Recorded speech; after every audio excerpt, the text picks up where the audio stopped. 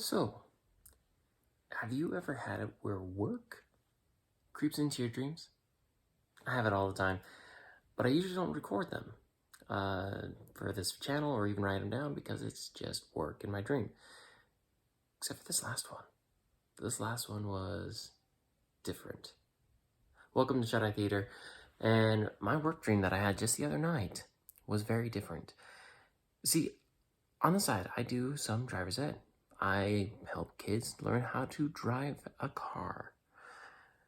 Put my lives in the hands of teenagers. Well, I had a dream about that. I was like, okay, understandable. You help drive people in car. Well, this was different. This was driver's ed in space. You see, what happened?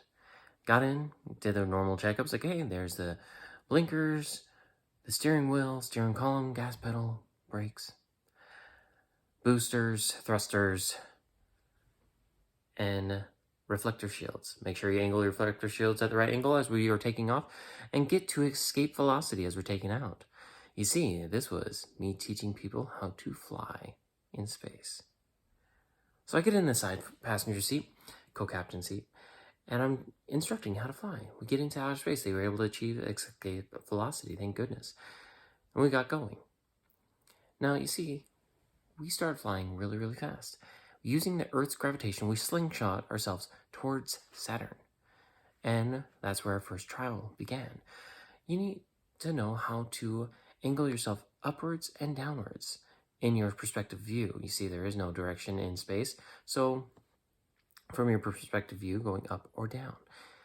And so we use Saturn as a great place because we can use the rings, avoiding some of the debris or other things around the rings going in between lines. So as we got closer, we got to close a few larger objects in the rings. And like, okay, you need to angle stuff up. Get up, get over it, and back down. Don't hit anything. We don't want to damage the ship, right? Damage the ship. Yeah, it doesn't end well. Anyway, then we get closer to Saturn, use itself to slingshot ourselves towards Jupiter. Now, this is where I want them to get a little close to the Jupiter edge, right? The outer gas fields. But not too close, because Jupiter has a very strong gravitational pull. You get too close, you get pulled in, and you die. You get too far away, and you can't use the slingshot effect as well, and you can't get back towards Earth on time. See, we only had an hour to do all this, and I want to make sure they get home on time, and in one piece.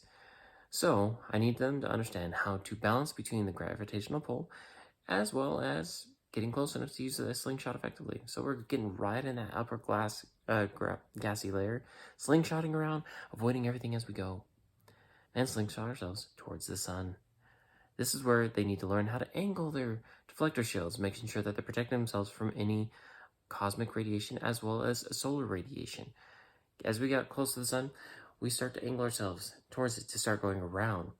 We get a little too close. Ooh boy, I had to take over control for a little bit as the sunflower came up and almost hit us out of space, and we would have went right into the sun. So I took control for a little bit, ducked under the solar flare and back up through the loop, and then had them take control again to finish the slingshot around the sun. We had to be very careful at that point. We lost some acceleration avoiding that slingshot, but they were able to maneuver just fine and get us around.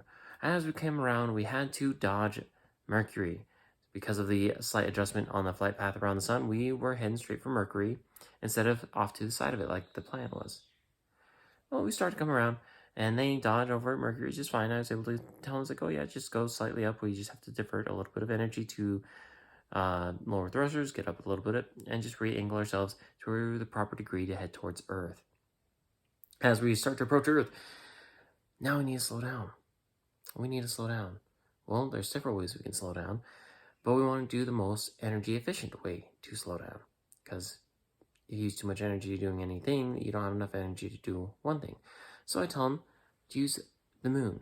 Now this is where we use, instead of using gravitation to speed ourselves up, we use gravitation to slow ourselves down. So we angle ourselves for the moon, not using any thrusters, and then we use the moon to kind of gravity grab us, pull us back around, not using thrusters or anything around the gravity, just letting the gravity kind of slow us, like how in a car when you're turning around a curve and you just allow the natural curve of the road to slow you down instead of using your brake.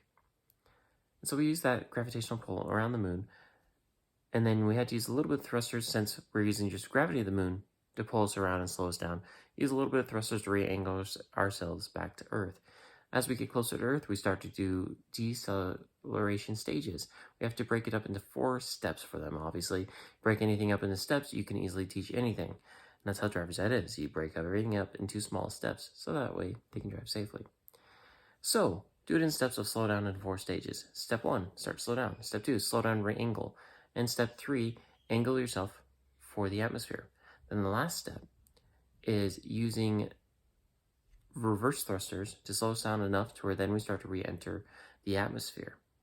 Because those last 3 steps were to just to get us in orbit. The last step is to slow ourselves down enough so that we start to fall. Yes, you want to fall.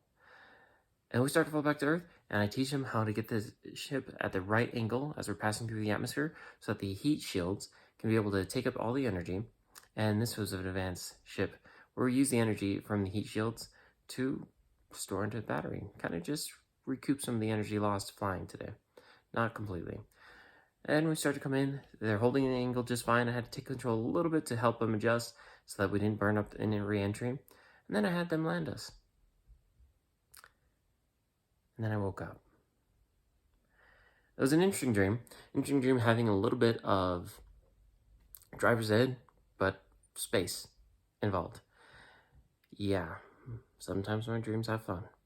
And sometimes it's a little mix of my job with a twist. Do you ever have dreams where you have your job dream, but it's not your job? Let me know in the comments. Until next time, sweet dreams.